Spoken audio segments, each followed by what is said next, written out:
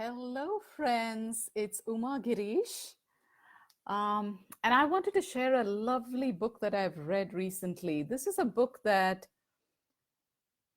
just spoke to my heart in such a phenomenal way. And when a book like that arrives in my life, I really am excited to share it with you, with everyone I know, with my friends, my community. This is a book you've probably heard of because Oprah picked it for her latest book club read, which is also very exciting. And the name of the book is The Sun Does Shine by Anthony Ray Hinton. I cannot stop recommending this enough. And the reason why I love this book is because it is the story of a 29-year-old Black man who was sent to prison, a prison in Alabama, for crimes he did not commit.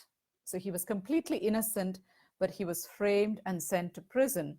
Now, here's the kicker. He remained on death row from the time he was sent to prison. He was sent to death row and he remained there for the next 30 years of his life. So the story is about what happened to him, how he survived that time in prison, how he kept hope alive in his heart, and what he did during that time. 30 years is a really long time to be in prison on death row, wondering when you're going to be strapped to that chair and when you're going to die. So waking up every morning wondering, is this the day when my execution order is going to arrive, is just a crazy way to live your life. And yet that was Anthony Ray Hinton's reality for the longest time, the best years of his life. There's a particular paragraph which spoke very deeply to me, specifically because I deal with women who are grieving a loss, who find themselves feeling pretty hopeless and despondent. And that's why the story had such a powerful impact on me. So I just want to read to you from this book. So he's talking about choices. Do we have choices when we find ourselves in a difficult situation? Do we have a choice? And he says that, let me find that paragraph.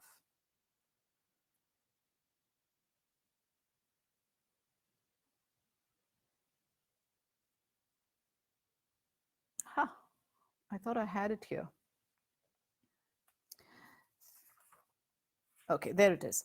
I was on death row, not by my own choice, but I had made the choice to spend the last 3 years thinking about killing MacGregor, that's the judge, and thinking about killing myself. Despair was a choice.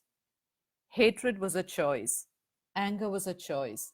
I still had choices, and that knowledge rocked me.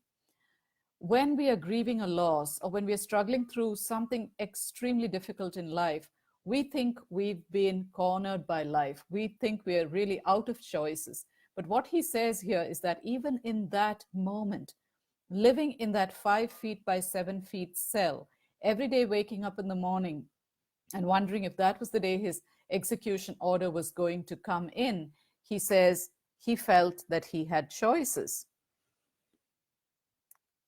I could choose to give up or to hang on.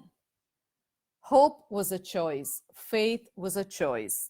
And more than anything else, love was a choice. Compassion was a choice. And just as he's having this epiphany, he hears someone in an adjoining cell crying.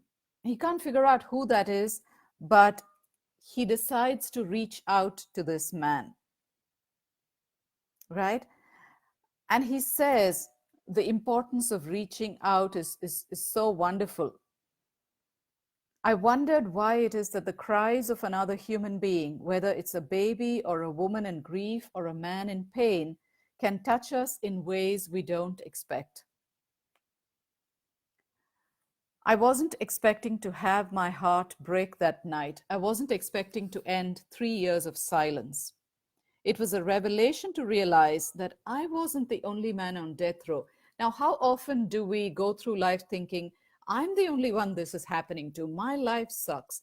Nobody else is in this kind of pain. I'm all alone because life always sort of plucks me out to experience the worst. He says here, it was a revelation to realize that I wasn't the only man on death row. I was born with the same gift from God we are all born with, the impulse to reach out and lessen the suffering of another human being. The impulse to reach out and lessen the suffering of another human being. It was a gift, and we each had a choice whether to use this gift or not.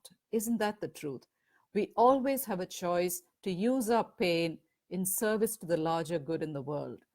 When our pain becomes all about ourselves and it is contracted and it contracts our soul, then we are defined by our pain. We become victimized by life.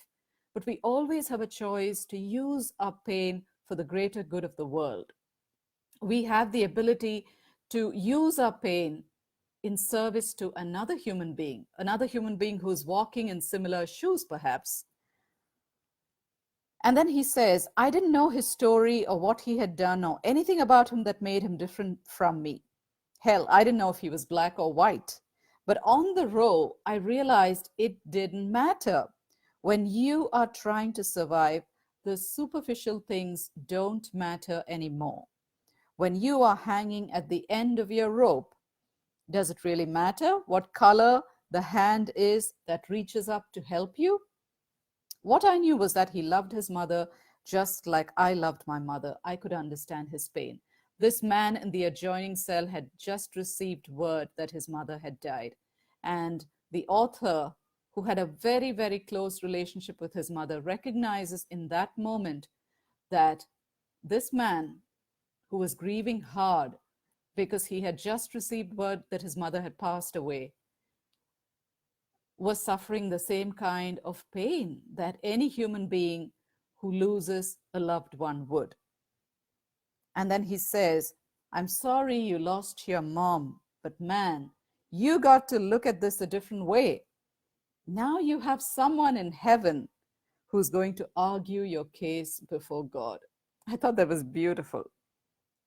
It was silent for a few moments, and then the most amazing thing happened. On a dark night, in what must surely be the most desolate and dehumanizing place on earth, a man laughed, a real laugh. And with that laughter, I realized that the state of Alabama could steal my future and my freedom, but they couldn't steal my soul or my humanity. And they most certainly couldn't steal my sense of humor. I missed my family, but sometimes you have to make family where you find family or you die in isolation. I wasn't ready to die. I wasn't going to make it that easy on them.